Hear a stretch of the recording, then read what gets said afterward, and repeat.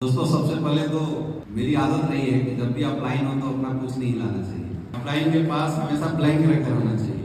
तो रियल में बताऊं तो पिछले 3 दिन से सबसे ज्यादा अगर मैं बोलूं कि इस पूरी ट्रेनिंग को सीरियस कौन अटेंड कर रहा है तो मैं बोलूंगा मैं अटेंड कर रहा हूँ। तो मुझे सबसे ज्यादा जरूरत थी और इसलिए काफी सीरियस मैंने एक पॉइंट नोट किए, सबसे ज्यादा मार्किंग मैंने किया और मुझे तो ऐसा लग रहा था कि ये सारी ट्रेनिंग मेरे लिए बनाई गई है।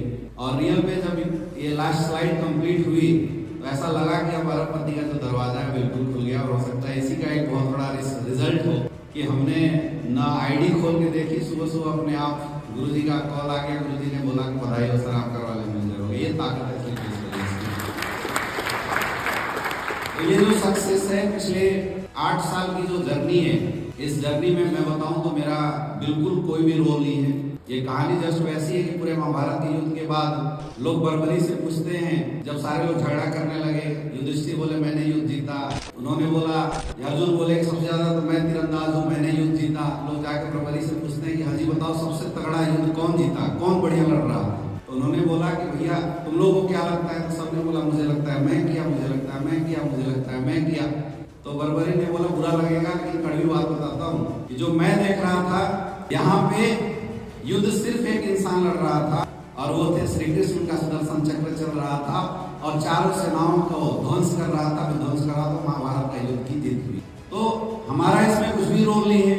अगर इसमें रोल है तो हम लोगों के श्री कृष्ण हमारे महागुरु जी लोगों का रोल है। मैं सबसे ज्यादा धन्यवाद देना चाहूंगा हमारे गुरुदेव मिस्टर शिव कुमार गुरु जी का। गुरु जी के हर एक गाइडलाइन को हमने तहे दिल से अपनाया है और आज भी मैं जब भी कभी फंस जाता हूँ, कभी बिजनेस में कोई प्रॉब्लम आती है तो मैं टेंशन ज्यादा नहीं लेता हूँ। मैं अपने अपलाइन के पास जाकर बैठ जाता हूँ, सॉल्यूशन ले लेता हूँ और निश्चित होकर काम करता हूँ। अपना रोल मैं बस सिर्फ इतना ही करता हूँ, अपलाइन जो बोलता है बस कर जाता हूँ। इसमें अगर सबसे बड़ा रोल है तो मैं धन्यवाद देना चाहूंगा हमारे महागुरु जी मिस्टर महिपाल गुरु जी का। बहुत बहुत धन्यवाद गुरुदेव, क्योंकि मुझे याद है कि एक बार जब मैं आपके लेवल पे था, डायमंड के बाद मेरे साथ ऐसा हुआ कि मेरा एक बार बोनस चल रहा था और मैंने पूरा फोकस फिर किया इंसेंटिव पे। तो मेरा इंसेंटिव तो अच्छा चल गया, बोनस का जो बिजनेस है थोड़ा उस समय हिलने लग गया। तो मैंने सोचा कि एक लेग डेवलप कर लेते फिर दूसरे पे लगेंगे। अब जो टीम शुरुआत में हमारी आदत होती है साइड हटने से, अंदर में गुटबंदी भी हो जाती है, प्रॉब्लम भी आ जाती है। तो उस समय एक दौर ऐसा है कि मैं बड़ा फ्रस्ट्रेशन हो गया। मुझे लगा कि पता नहीं यार, जिधर जा रहे हैं उधर बढ़ रहा है, जिधर हटते हैं वहां गिर जाता है। समझ में नहीं आ रहा था, हायर स्टेबिलिटी, दिमाग में बड़ी टेंशन रहती थी। तो उस एक दौर था कि काम से ज्यादा हम इस बात पे चिंता में रहते थे कि फ्यूचर कैसे बनेगा। और मुझे याद है कि उस दौर में मेरे पास गुरुजी के कॉल आने शुरू हुए और मतलब मैंने इस लेवल का इंसान तो अपने जीवन में कभी देखा ही नहीं। और गुरुजी मेरे से कॉल पे सिर्फ इतना पूछते थे, इस वीक की क्या क्लोजिंग रही, अवधेश नारायण सर का कितना चेक बना, विकास जी का कितना चेक बना, अविनाश जी का कितना चेक बना, कुछ समझ में आया? मैंने बोला जी गुरुजी, कॉल रख दिया। अगले वीक में फिर ऐसी कॉल आया। तो जब 2-3 बार कॉल आया तो मुझे थोड़ा खटकने लगा, यार कुछ तो गड़बड़ है। क्योंकि हर बार गुरुजी फोन करते तो सिर्फ इतना ही पूछते थे, तेरे सेल कितने गए, तूने क्या क्या किया, तेरे डाउनलाइन में किसके कितने चेक बन रहे हैं, किसके कितने सेल बन रहे हैं। और इसका कमाल यह हुआ मेरे दोस्त की 7 से 8 कॉल के बाद गुरुजी को दोबारा मेरे पास कॉल करने की जरूरत नहीं पड़ी। और जो सेल उठा हर क्वार्टर में डबल होता गया। जो सेल कभी 150 जाता था, 3200 से ज्यादा सेल हर वीक में। तो अगर अब क्या गुरुजी ने किया ये मुझे भी नहीं पता हुआ, बस उस कॉल का इतना बड़ा जबरदस्त रोल रहा मेरे जीवन में। मुझे खुद ही एहसास होने लग गया और वो सुधरते रह गया। तो गुरुदेव इसमें सबसे बड़ा रोल आपका भी है। हम तो मात्र कठपुतली हैं जिन्होंने अपना हाथ पैर चलाया है। बाकी इस कठपुतली को चलाने वाले लोग ऊपर बैठे हुए हैं जिन्होंने हमें एक रास्ता दिया, पर्पल गाइडलाइन किया। और मैं मानता हूं कि डायरेक्ट सेलिंग इंडस्ट्री में रॉयल एम्बेसडर बनने के बाद भी मैं एक बहुत बड़ा बेवकूफ इंसान हूं, मुझे ज्यादा कुछ आता नहीं है। मैंने सिर्फ इस इंडस्ट्री में एक काम सीखा है, अपलाइन से पूछो कैसे, डाउनलाइन को बताओ, ऐसे करके देखो, वैसे और बीच में कमाओ पैसे। ज्यादा दिमाग लगाना मैंने सीखा नहीं है। कभी भी मैं किसी भी रैंक पे पहुंचता हूं, मेरी शुरुआत से ही करोड़पति बनने के बाद मेरी एक आदत रही है कि मैं किसी भी रैंक पे पहुंचता हूं, मैं दिल्ली हेड ऑफिस में जाता हूं, गुरुजी के सामने हाथ जोड़ के बैठ जाता हूं। मेरी शुरुआत से ही आदत रही और मैं अगले 3-4 महीने की प्लानिंग ले लेता हूं। और जो गुरुजी बताते हैं मैं उसको रिकॉर्ड किया, आज तक मैंने उसको रिकॉर्ड किया वापस आके उसकी डायरी बनाया और सेम टू सेम गुरुजी ने बोला 200 करने, हमने 200 किया।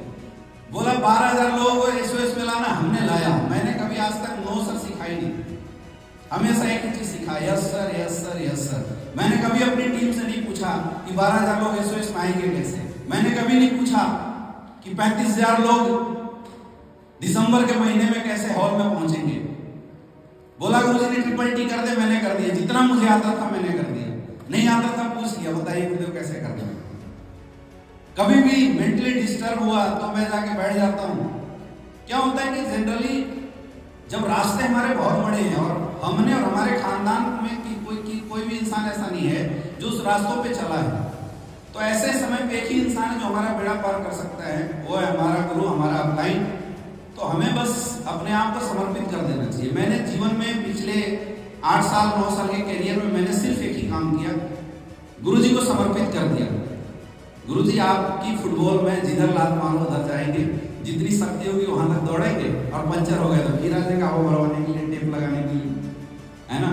और इसी काम को करते हुए, और मैंने अपनी टीम को भी एक ही चीज सिखाया है कि यहाँ पे हम खुद के लिए और अपने लोगों के कैरियर के लिए आए हुए हैं। फालतू चीजों में मैं कभी ना दिमाग लगाया था ना लगाता हूँ, और ये भी वादा है गुरुदेव के ना लगाएंगे जीवन में कभी। परमात्मा ने डायरेक्ट सेलिंग इंडस्ट्री के लिए हमें अगर चूज किया है तो मैं इस इंडस्ट्री को अपना काम नहीं मानता हूँ, ये तो मेरा धर्म है।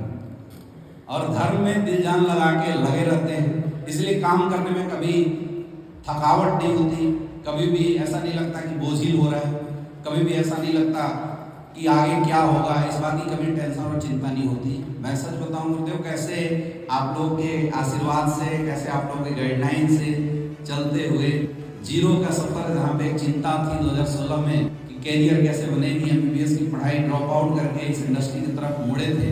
बड़ा एक डर था, गरीब परिवार के बच्चे थे, पिताजी किसान थे, तो कभी सोचते थे कि घर के बड़े बेटे होने के नाते हमारी क्या जिम्मेवारी है, उसको कैसे निभा पाएंगे। और आज लाखों लोगों के परिवार की जिम्मेदारी निभाने का जो मौका मिला है, इसके लिए गुरुदेव मैं अगेन आप लोगों को धन्यवाद देना चाहूंगा। रॉयल मैजिस्ट्रेट बनने की मुझे खुशी से ज्यादा और टेंशन है, क्योंकि अब जिम्मेदारी ज्यादा बढ़ गई है कंधों पे, और जब जिम्मेदारी का बोझ ज्यादा हो मेरे दोस्तों, सावधान और शांत होकर चलना चाहिए। तो मुझे ऐसा लगता है कि ये जो CNT ट्रेनिंग है, ये CNT ट्रेनिंग उन जिम्मेदारियों को निभाने में बहुत ज्यादा मदद करने वाली, बहुत ज्यादा हमारे लिए हेल्पफुल होने वाली है। और बाकी आगे जैसे भी गुरुजी लोगों का आशीर्वाद मिलेगा, हम लोग आगे करते रहेंगे, और वादा है 2026 तक ब्रांड एम्बेसडर बनना है तो बनना है। Thank you so much again.